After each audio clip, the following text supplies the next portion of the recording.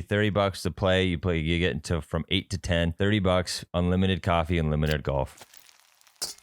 In my mind, one of the best things about the simulator is no dress code. Oh, that's a good one. Yeah, There's no requirement to wear a polo. Now, again, at a lot of these public courses, there is no dress code. However, when you go to even a public course, you want to throw on a polo. You want to throw on a nice pair of shorts. I like feeling good. Like I will wear a t-shirt probably 40% of the time, but the other 60, it feels nice to throw on a cool polo, a nice comfy polo. Well, yeah, it's like, it's a uniform. Yeah, when the hell else do we get to wear polos casually besides like church, or if you're like a banker or some shit? We're clearly not bankers. When I go to the sim, joggers, t-shirt, hat. And then 2 gloves. And then one glove. Okay. As always. However, here is the big question. What are your thoughts on wearing golf shoes to the simulator? When I say golf shoes, I mean like rubber nubs. Obviously, you're not going to be, I feel weird about it. I know I was on the stance of it's okay to bring your clubs to the simulator, but I think the version of bringing your clubs to Sweet Shots or Top Golf for the simulator is wearing your golf shoes to the simulator. Okay, but golf shoes in 2022 are virtually just regular tennis shoes. Yes, but I think it's just the stigma of this guy is the hardest of hardos in the building right now. But okay, I get that. I understand that. But game reps. If you're trying to get game reps and you ain't just gonna roll up in your sneakers. I'm not saying it isn't beneficial. I'm saying it is the hardo move of the simulator. I don't think it's beneficial either. If anything, your nubs are gonna get caught in the turf more. That's what and you you're want. not gonna be able to. Well, but it's not gonna let you. You might even tear an MCL or something. That's a powerful swing. Because if your nub gets caught in the turf, you're not gonna be allowed to turn. Because there's no give to the turf. I mean, I don't know for sure about that, but I genuinely just think it is the hardo stigma that is keeping me away from wearing my shoes in the sim. What's your favorite thing about the simulator?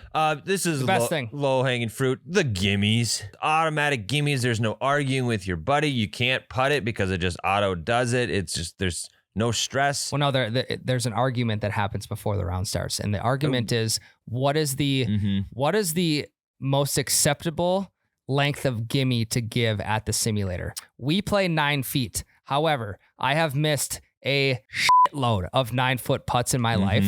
So what's the most realistic, acceptable gimme to give somebody at the simulator or to give the group? The lowest I will go without putting up a fit or like causing a fit. 6. Yep. Yeah, you got it. Nailed it. 6 feet is, if you're going 3, too hardo for me. If you're going 9, that's where I want to be. Yeah. I don't want to be 12. I feel scummy at 12. Yeah, 12. And also 12 is just like, if you have a 2-hour slot at the simulator, you're going to finish 18 in an hour and a half. And then what do you do for the next half? You start another round, you hit the driving range, but 9-foot gimme extends around a little bit and you get your money's worth more. Yeah, there are times in my life where I have 3 putted from 12 feet. No shit. Not too often that I'm 3 putting from 9. Yeah. I'll 2 putt from 9 quite a bit, but I'm not going to 3 putt from 9.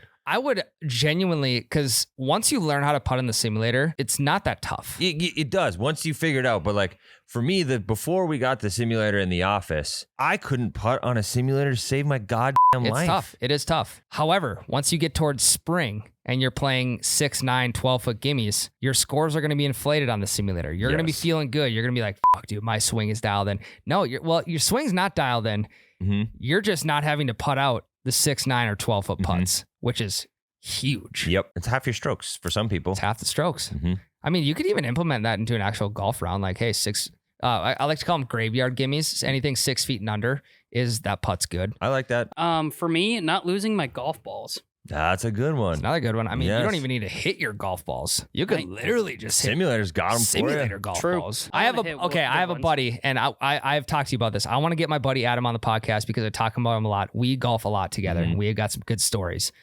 He brings a fucking Pro V1s and he marks them up with the dots, the dots to hit with on the simulator. Adam, now, if you think I'm a hardo, you should see him play. Adam, I know you're listening. Forget the shoes.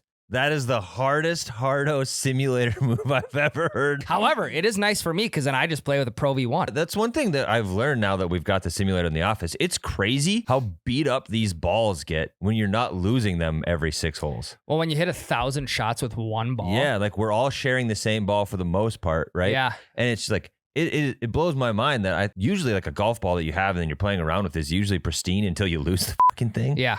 We're not losing it, and it's just getting pounded on over and over and over and over, and like you literally lose the dimples. Like, I mean, we've cracked ball. I cracked a ball during a recent video. We're beating the dimples off these balls because we're not losing them, and it's kind of cool. Yeah, it is kind of sweet. Makes you think you swing as hard as you Yes. can. Next best thing about the simulator: instant beers. Instant breakfast pizza in the morning, instant food.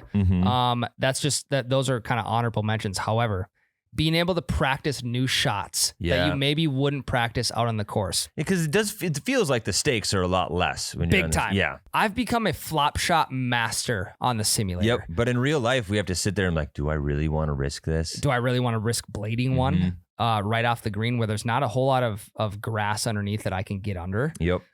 It's a great way to practice new shots. Yeah, I like that too. And you got to also think like it's way easier to like choose to cut something when you don't have to actually go walk over to your ball. Correct. Like I'm going to take this wild shot that could potentially bounce off some rocks into a fucking cliff, but I don't have to climb down there and hit it again. The simulator just puts me there. I know. And when you can get instant beers, first thing you do, show up to the simulator. Or if you're at your Carl's Place simulator at home, you get 6 beers rolling right away. Yep. You either get a bucket or you get a 6-pack. You put that shit out. Everyone digs in. Let's fucking start swinging, boys. Yes. And mine piggybacks directly off of that. Beers are always flowing in the simulator. Beers are always flowing on the course. But the one thing the simulator offers that the course doesn't is a bathroom on every single hole. Yeah. You can always go take a leak whenever you want. And I know you people like you'll take a piss in the bushes on a course. Yeah. But you got to scout it out. Like, is there houses here? Is there another group here? You got to make sure that no one's seeing your hang down when you're taking a leak in the bushes. Yeah. At the simulator, the bathroom's always 3 steps away. So if the beers are flowing and you broke the seal, instant relief. I would say another best part about the simulator would be the drinking games that you can play. I'm a big time drinking game guy when it comes to the simulator, especially if everyone's on board to play, because the beers are so convenient and right there in your face when you need them. Well, and you can do shots on command too. Shots on command. Yeah. That can become a really, really good afternoon. Yeah. What's your ideal time to go to the simulator? Lunch. Really? I like middle of the day. I'm an 8 a.m. type of guy. Really? I mean, I like mornings for regular golf. You guys don't want to go at like 6 or 7? No, Yeah. too busy. Too busy. See, here's also the next perk of having your own sim at home is like if there's a spur of the moment time on a Saturday when you and your buddies like, hey, let's go do something. Well, odds are you can't get a tea time at the simulator. So then what are you going to do? Just go to the bar? So here's my reason for lunch. Like, I don't want to get up early to go to the simulator, but I do. want to have food there. So I go right about lunchtime, you eat right away. And then by the time I'm done, it's still light out. Like if I go in the evening, there's no way that I'm leaving that round with it still being light out because I'm at the simulator most of the time in the winter. So I don't like leaving and it's just, all of a sudden I missed the entire day. Yeah. It's just pitch black now.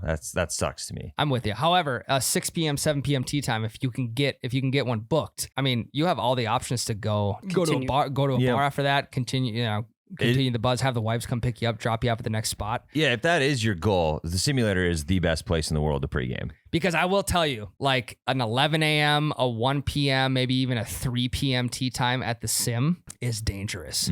Because when you start drinking and you get done at the simulator, you're like, well, now what do I do? Do I want to just ride this buzz out and go home and sit on the couch? Yeah. Or do I want to go somewhere? Well, it's only 3 p.m. You got a lot of day left. I know. I like that though.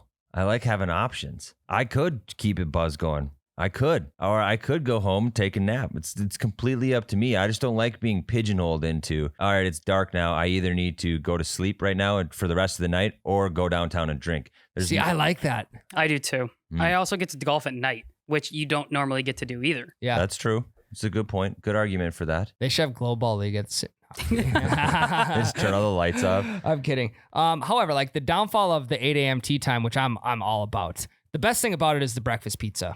Throw a breakfast pizza in the pizza cooker, you're good to go. It's also coffee hour. So they're not serving booze till like 10 or 11. you got all the old guys there just meeting up for Well, coffee. you could get Irish coffee. You could get Irish Ask coffee. the right bartender. However, it's kind of fun golfing with the morning coffee crew. The old guys are sweet. You're right. They're reliving the old days. We got to start letting old guys in the morning here to play on the simulator. 'Cause Yeah. they'll be gone before Miles gets here anyway. Everyone's grandpas. Yeah. $30 an hour. Coffee hour over at the bunker. Unlimited coffee. Pay $30 to play. You get into from 8 to 10. $30. Unlimited coffee. Unlimited golf. Hell, that's a breakfast ball.